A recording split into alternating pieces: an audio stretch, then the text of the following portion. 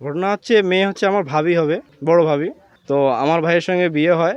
বিয়ে হওয়ার পরে আমার ভাইয়ের সাথে বিভিন্ন রকমের আর কি মেয়ে প্রথম থেকে একটু চরিত্রের সমস্যা। আমার ভাই ব্যাপারটা মানায় নিতে চাইছিল না, যদি ভালো হয়। পরে এই নভেম্বরের 20 তারিখের ওইদিকে বাসা যাওয়ার নাম করে তার নিজের আপন দুলাভাইয়ের সঙ্গে সে চলে যায় একবার নারায়ণগঞ্জে ওইদিকে যায়। আমরা সেটা পুলিশ কেস করি, জিডি করি আর কি। পরে পুলিশ আমাদের জানাইছে নারায়ণগঞ্জে আছে। তারপরে ওইখান থেকে আবার মেয়ে যায় ওই আপন দুলাভাইকে বিয়ে করছে। হ্যাঁ, নিজে স্বীকারোক্তি দিছে, উনি স্বীকারোক্তি আছে। বিয়ে করার পরে ওইভাবে আছে। আমরা মেয়েকে পরে এর সঙ্গে যাই উকিলের মধ্যে তালাকও দিছি। তালাক দেওয়া হয়েছে, মেয়েও নিজের আপন দুলাভাইকে বিয়ে করছে। বিয়ে করার পর 5 মাস পরে আজকে হঠাৎ করে আসে, বাসায় ঢুকতে আছে রাত্রের বেলা। এখনও আমরা আইনের আশ্রয় নিতে যাচ্ছি। জি, আমরা যেই উকিলের মাধ্যমে তালাক দেওয়া হয়েছে উকিলের পরামর্শক্রমে আইনের আশ্রয় নিয়ে ওনাকে আইনের হাতে তুলে দিতে যাচ্ছে। আমার মেয়ের নাম জাইতুন। 2 বছর আগে বিয়ে হয়েছে। বিয়ে হওয়ার পর সংসার করছিল। সংসার করার পর পেটে বাচ্চা ছিল। বাচ্চা পেটে যখন 6 মাসে জামাই রেখে ঢাকা গেছে। ঢাকা যাওয়ার পর বলতেছি নিয়ে যাও, বলছে না এখন না, বাচ্চা হোক।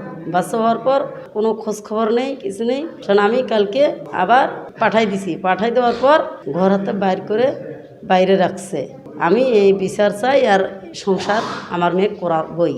আমার বউ আর কি 5 মাস ছোয়া পেটত আছে, 5 মাস 6 মাস এরকম আর কি। কয়েছে আমাক আনি গই থুই আইসো, আমার বাড়ি থেকে আনি গই থুই আইসো। ওইটা মোর বাপ অটো ধরে ভ্যান ধরে আসবে, আসিয়া খরচপাতি করে চলে যাবো।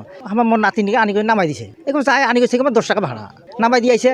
আসিয়া ওর বহন এসে পালাই গেছে, আনি গেছে পালাই গেছে 5-6 দিন নাই, একাল নাই নিখোঁজ। তারপরে ওই তখন থেকে আইসে ওর বাপের বাড়ি।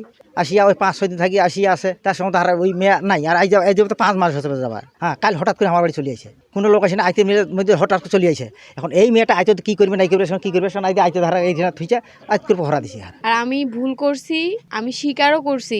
আমি ভুল করার পর বলতেছি আমাকে আরেকটা বার সুযোগ দেওক, আমি ভাত খাবো।